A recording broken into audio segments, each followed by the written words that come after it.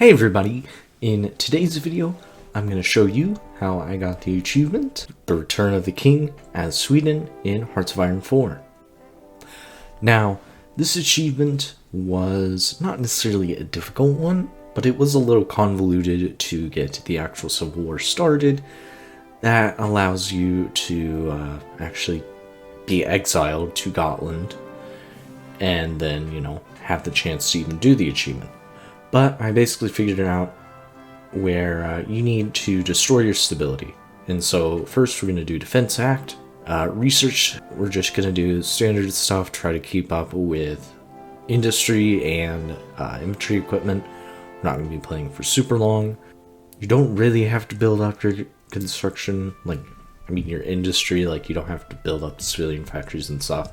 Because we're not getting involved in World War II, but I just do it because I don't like the pop-ups. And I put 5 factories on guns, select all my divisions, give them a good defense general, and I'm just going to send them all to Stockholm.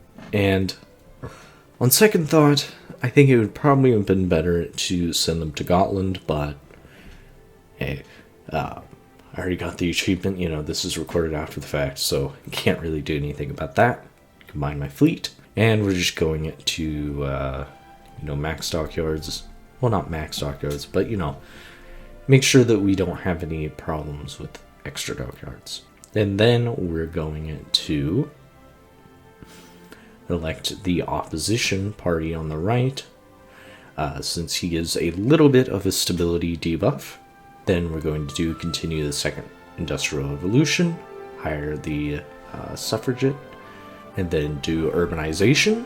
And for the general election, we're just going to keep the guy we already have, since he gives that stability debuff. And we're going to do hygienic housing next.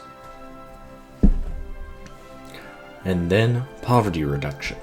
And you might be a little confused as to why we're doing poverty reduction, and that's because of the communist support we get from that. And we also did all 3 of these, women's rights decisions that the suffragette gives you.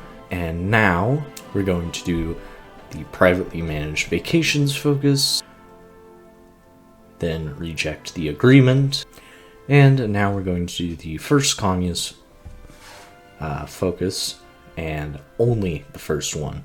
And then we are going to do economic deregulation, because it will just destroy our stability and get it low enough that the Civil War will start once we get enough communist support. And I'm going to wait a little bit after finishing that focus so that I can hire the socialist writer.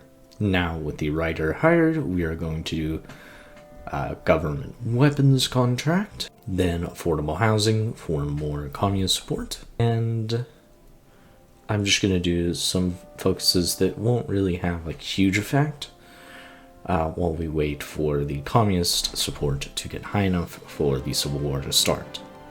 And you need to keep your stability below, I believe, 35% for the Civil War to start, and you need 35% communist support for it to start as well. So you need both of those at the same time. And now that we have gotten enough support for the Civil War to start, over 35%, the Civil War finally begins, and now we are, for now, democratic, but we will get an event shortly that will allow us to, retreat into the island of Gotland, which you need to do in order to get the achievement. You have to be exiled to Gotland. And so, in the meantime, I'm going to do the anti-tank focus, and then I'm going to just already move my troops to Gotland. And of course, whenever we get the Gotland proposal, accept it, which moves our capital Gotland, and gives us a huge debuff with attack and defense for about a year. But we do get some more ships, so I'm going to move those ships over to Gotland as well, and basically we're just going to be stuck with just Gotland for quite a bit while we build up. And so after I got the anti-tank gun focus done, I'm going to seize the 2 military factories from the Germans, and our main goal will be to then do as the barometer falls and try to go down to mobilization of society, which you need to do defense in depth for that. And we're going to be doing just a lot of focuses. So next focus, defense in depth, and we're going to select the 5 stronger divisions, which will be indicated by the fact they don't have red arrow next to them. They will be set to a naval invasion of Stockholm, and then we're going to split off the rest to another army to invade the province next to Stockholm. The reason we're doing this is so that we can launch these naval invasions at separate times, basically to distract their troops while we take over Stockholm. Then our next focus will be hedgehog defense, then beneath sticks and stones, and now mobilization of society, which will lower stability quite a lot, but it gives us manpower that we're not able to get. And then I'm going to get some military factories from the focuses that just straight up give you factories, and we're going to start training 14 of the cav divisions. Then we're going to form SAAB,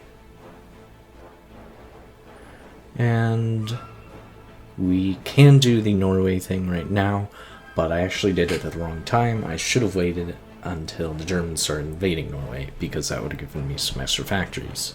But we put like an extra factory on support equipment, and then put 10 on infantry. And now we can do standardized equipment to get rid of the debuff from that. And then we want to do these shock tactics to give us a bonus on our cav divisions. And now that we've almost deployed all of our cavalry, why did I make that mistake? We're going to activate the naval invasion that invades the province to the south of Stockholm first, and then activate the one that attacks Stockholm itself. And you should be able to win the Battle of Stockholm pretty easily, but you will take some losses, obviously, in the southern one. That one's meant to fail, though. And then, once we take over Stockholm, we grab all of our cav divisions and all of our infantry divisions. We're going to want to assign them all to the first army and have them in the front line in Stockholm, and you really should be able to battle plan the rest of the war.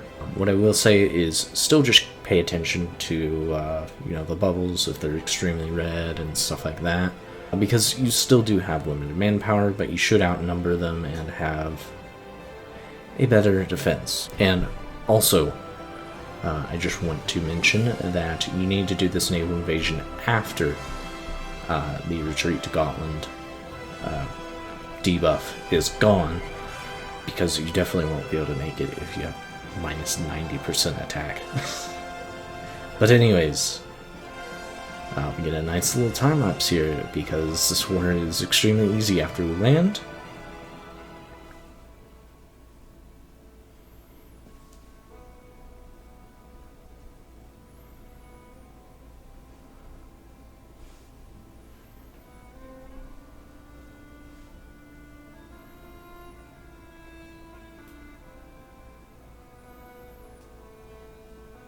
And we will give concessions to the Germans, just so they don't invade us, because we lose and not get the achievement.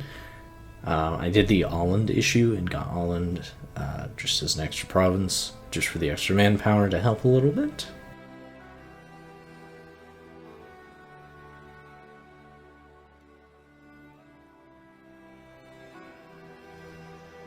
But now that we have secured the south, we've pretty much won the war. Did a little casualty check, 64,000 on the enemy side, like 24,000 on our side. Pretty low numbers, actually, compared to the test run I did, where there were like 500,000 enemy casualties, but I think the strategy was a lot better than the strategy I was using in the test game, too, so. But yeah, we make a breakthrough in the east, well, the northeast, and we just go along the coast and take the victory points, and now all they have is just land. And we finally capitulate the communists. We have the Kingdom of Sweden, and we've returned from Gotland, which gives us the achievement, the Return of the King. So, if you like this video, maybe it helped you get this achievement, or you just generally enjoyed it, why not leave a like, maybe leave a comment, and especially subscribe. Any of those three really helps the channel and the video quite a lot. And yeah, I appreciate you spending your time watching me play this, and I will see you guys all later with